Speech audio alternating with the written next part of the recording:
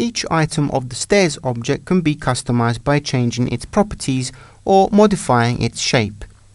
For the ramp object, we can modify its width, the number of steps or risers, and the length of the treads from within the Properties toolbox.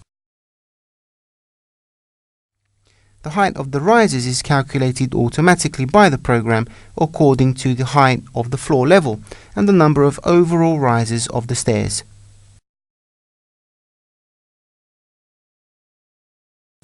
Selecting the ramp object and put it into edit mode, as seen before, you can easily customize its shape too.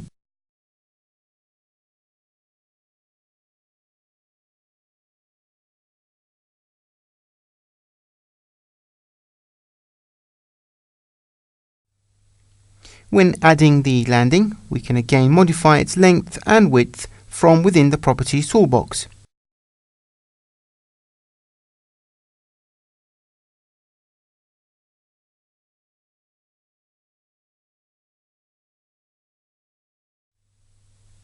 Selecting the landing and put it into edit mode, you can customize its shape, add intermediate points, and also convert straight segments into arcs.